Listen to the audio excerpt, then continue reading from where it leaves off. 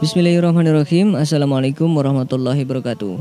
Datangnya hari kiamat memang sudah menjadi rahasia Allah Subhanahu wa taala. Tapi meski begitu, terdapat beberapa tanda akhir zaman agar kita tidak terlena dengan urusan ibadah. Salah satunya tanda akhir zaman bisa dilihat dari kaum wanita.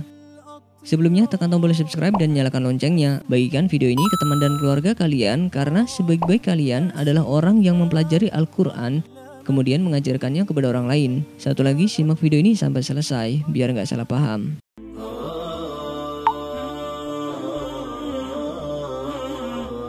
Salah satu tanda akhir zaman yaitu jumlah perempuan akan lebih banyak daripada laki-laki. Konon banyaknya jumlah wanita ini disebabkan oleh berbagai fitnah dan malapetaka yang banyak memakan korban kaum laki-laki, sebab mereka lebih banyak turun ke medan pertempuran dibanding perempuan.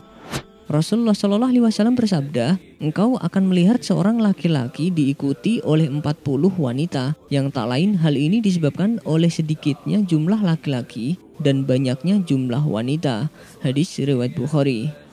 Selain itu, dalam hadis dari Anas bin Malik radhiyallahu anhu bahwa Rasulullah SAW bersabda, di antara tanda kiamat adalah berkurangnya ilmu, munculnya kebodohan, tersebarnya perzinahan, banyak wanita dan sedikit laki-laki sehingga 50 wanita mempunyai satu laki-laki. Hadis riwayat Bukhari.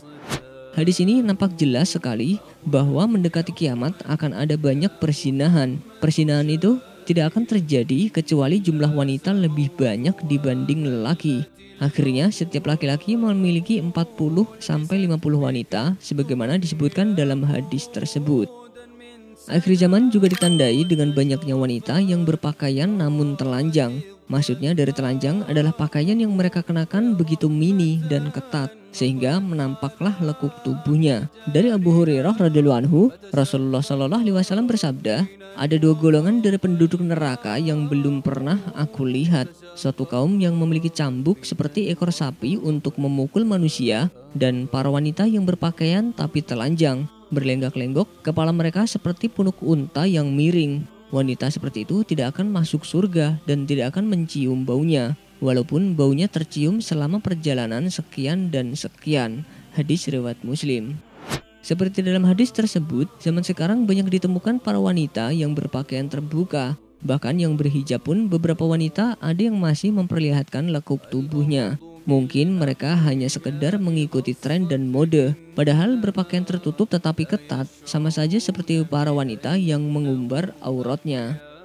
Salah satu ciri wanita yang menjadi pertanda datangnya hari kiamat adalah banyaknya wanita yang lebih mengutamakan kecantikan fisik daripada kecantikan hatinya. Banyak wanita yang berlomba-lomba untuk melakukan segala cara agar terlihat sempurna. Hal itu mereka lakukan hanya untuk mengikuti tren dan menarik perhatian sehingga melalaikan ibadah. Tak hanya itu, mereka juga suka memamerkan kekayaan dan memakai perhiasan. Seperti dalam surat Al-Ahzab, Allah Subhanahu wa taala berfirman, "Dan janganlah kalian para wanita bertabaruj atau sering keluar rumah dengan berhias dan bertingkah laku seperti kebiasaan wanita-wanita jahiliyah yang dahulu." Quran surat Al-Ahzab ayat 33. Wanita yang suka memamerkan perhiasan, keindahan dirinya, atau sesuatu yang memang seharusnya wajib untuk ditutupi dari hal-hal yang mampu menggoda syahwat lelaki disebut dengan tabaruj. Tentu fenomena tabaruj ini sudah tidak asing lagi karena faktanya zaman sekarang banyak wanita yang suka bertabaruj. Wallahu a'lam bishawab. Wassalamualaikum warahmatullahi wabarakatuh. Sebelum beranjak dari video ini, mungkin video sebelumnya juga menarik untuk dilihat nih. Bagi umat muslim, Ka'bah memang menjadi tempat suci dan sebagai kiblat untuk menjalankan sholat. Namun di balik kesucian dan kemegahannya, rupanya Rasulullah SAW pernah memprediksi bahwa nantinya di akhir zaman Ka'bah akan dihancurkan. Bagaimana itu bisa terjadi dan karena apa? Seperti yang kita ketahui, Ka'bah yang dibangun oleh Nabi Ibrahim dan Ismail alaihissalam saat ini masih dijadikan Allah Subhanahu wa taala sebagai kiblat kaum muslim dari seluruh penjuru dunia. Namun bukan berarti kaum muslim menyembah Ka'bah, melainkan hal itu hanyalah sebagai simbol agar seluruh umat muslim di dunia menghadap ke arah yang sama dan dalam hatinya hanya tertuju pada Allah Subhanahu wa taala. karena dianggap tempat yang suci. Bahkan Ka'bah selalu dijaga ketat oleh Allah Subhanahu wa taala, sebagaimana Allah berfirman, "Dan apakah mereka tidak memperhatikan bahwa sesungguhnya kami telah menjadikan negeri mereka tanah suci yang aman?" Quran surat Al-Ankabut ayat 67. Dan siapa yang bermaksud di dalamnya melakukan kejahatan secara dolim, niscaya akan kami rasakan kepadanya sebagian siksa yang pedih. Quran surat Al-Hajj ayat 25. Hal itu pernah dibuktikan ketika pasukan gajah berusaha untuk menghancurkan Ka'bah. Dengan kebesaran Allah Subhanahu wa taala, pasukan gajah itu pun gagal untuk menghancurkan Ka'bah. Apakah kamu tidak memperhatikan bagaimana Tuhanmu telah bertindak terhadap tentara bergajah? Bukankah Dia telah menjadikan tipu daya mereka untuk menghancurkan Ka'bah itu sia-sia? Dan Dia mengirimkan kepada mereka burung yang berbondong-bondong yang melempari mereka dengan batu yang berasal dari tanah yang terbakar. Lalu Dia menjadikan mereka seperti daun-daun yang dimakan ulat. Quran surat Al-Fil ayat 1-5. Kita sudah banyak yang tahu tentang tanda-tanda akan datangnya hari kiamat. Selain kemunculan Dajjal dan Nabi Isa alaihissalam, pada suatu saat nanti juga akan datang seseorang yang akan menghancurkan Ka'bah. Nabi telah memberi isyarat bahwa kelak Ka'bah akan dinistakan justru oleh mereka yang berkiblat ke Ka'bah itu sendiri.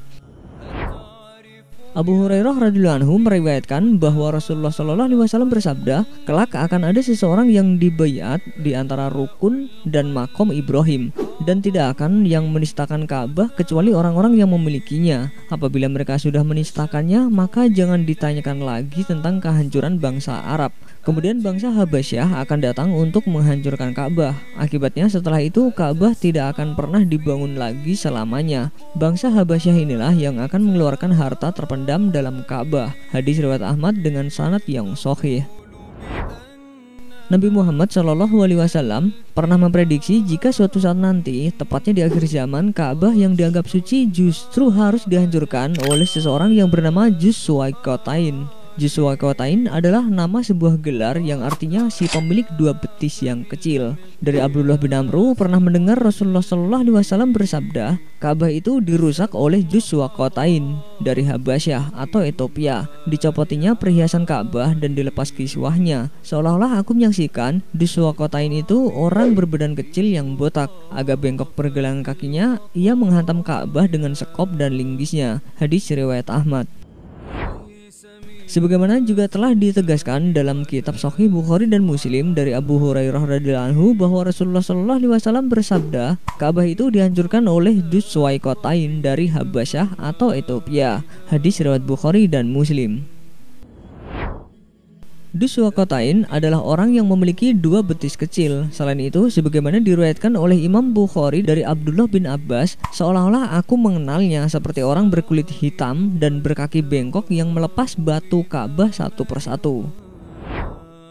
Selain memiliki betis yang kecil dan bengkok, Dzulqarnain digambarkan sebagai sosok yang botak. Ia menghancurkan Ka'bah dengan melepaskan perhiasannya dan menurunkan kiswah atau penutupnya menggunakan skop atau cangkul dan linggisnya. Dulu saat pasukan gajah menyerang Ka'bah, penduduk Mekah memang masih kafir dan belum beriman. Namun mereka tetap menghormati dan memuliakan Ka'bah serta tidak menistakan maupun melecehkannya, sehingga Allah pun melindungi Ka'bah dari Abrahah dan pasukannya. Sedangkan pria Habasyah yang dijuluki Dzulqarnain menghancurkan Ka'bah setelah orang-orang yang memiliki Ka'bah sudah menistakannya dan berani melecehkannya serta mengabaikannya. Bila mana mereka sudah mengabaikan Ka'bah, Allah pun tidak akan menolong mereka. Dzulqarnain akan muncul setelah Nabi Isa alaihissalam dan pasukannya membinasakan Ya'juj dan Ma'juj. Mengetahui Ka'bah akan dihancurkan, Nabi Isa alaihissalam mengirim pasukannya untuk memerangi bala tentara Dzulqarnain. Mereka berkekuatan antara 700 sampai 800 orang.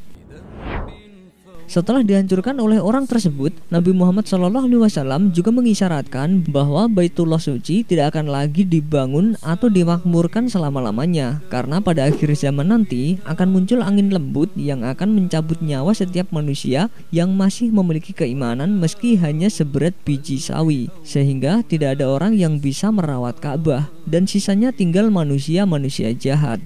Itulah cerita tentang kemunculan Dzulqarnain yang akan menghancurkan Ka'bah. Wallahu a'lam bishawab. Wassalamualaikum warahmatullahi wabarakatuh.